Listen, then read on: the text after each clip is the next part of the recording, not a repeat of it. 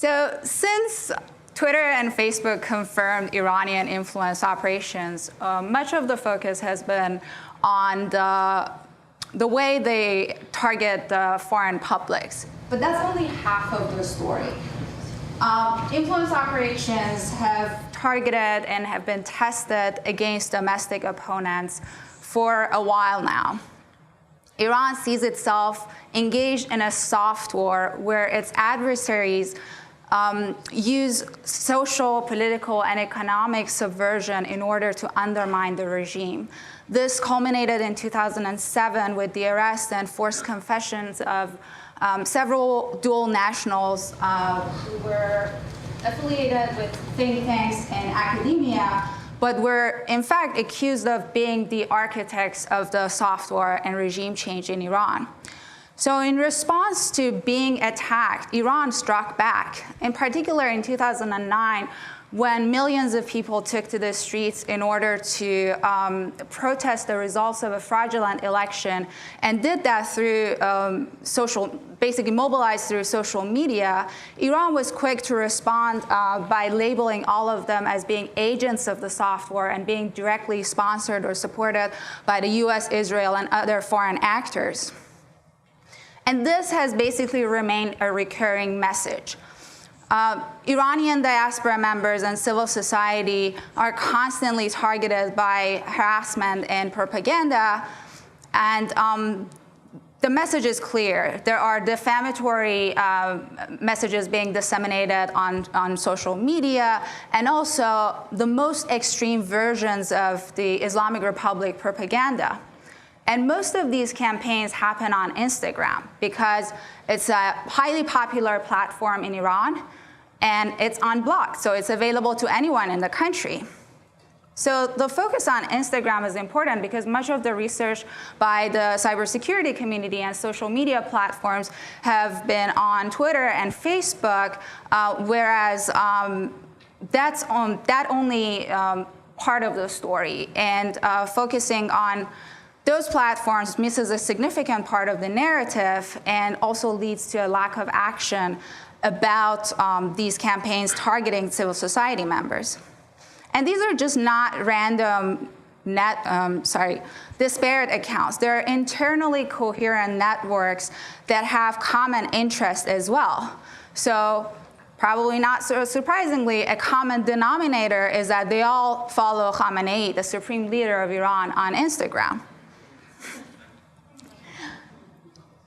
And it's not only about dissemination of lies and propaganda. They also leverage these platforms in order to silence opponents and push them off of these platforms by coordinated flagging, false reports and reports of abuse, and so on. And just as predictable as who they follow, they also have another common interest. They all hate women and specifically target them. So on top of targeting domestic opponents, Iran has engaged in influence operations against the foreign publics to promote its political messages and ideologies.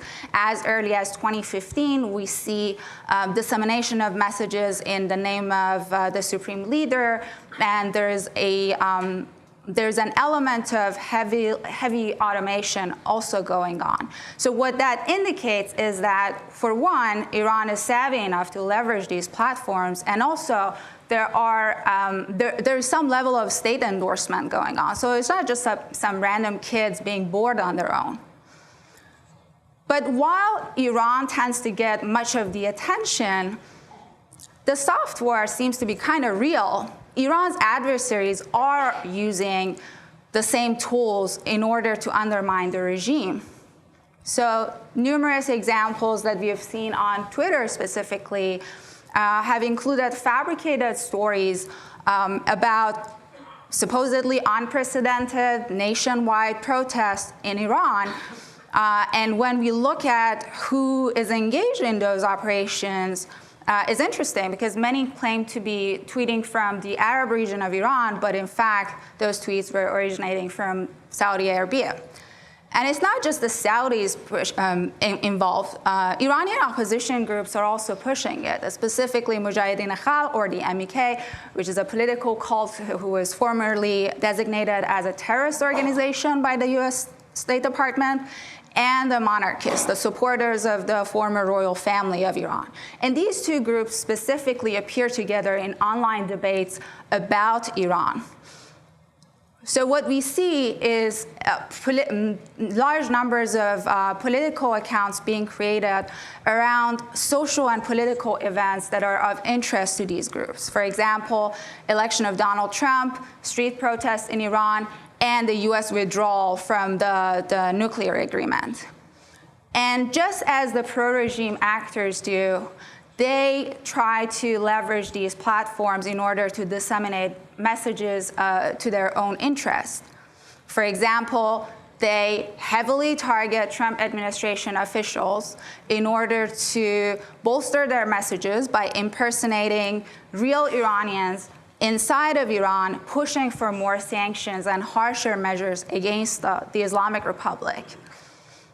They also use these capabilities to promote their leadership and to pretend that the MEK and the monarchists are actually the real opposition groups that are popular inside the country. And just as the pro-regime actors will do, they also engage in silencing of critical voices and opposing views. Speaking as someone with experience, the sheer fact of appearing on a Persian media to talk about these campaigns and suspicious activities earned me almost 3 weeks worth of harassment, death threats, and smear campaigns. But this becomes a cycle, with one party learning new tactics and the other party adapting and catching up. This is the latest tactic by the Iranian actors on Instagram.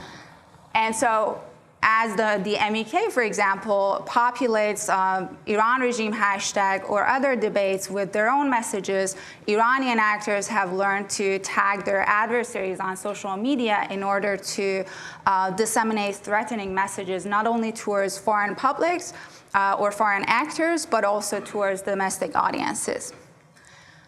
So to wrap up, the influence operations have been first tested against domestic audiences.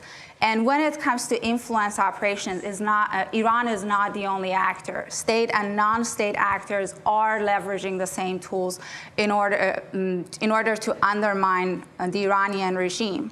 But considering all these operations help us forecast what Iran might do next and where to look for more in this regard.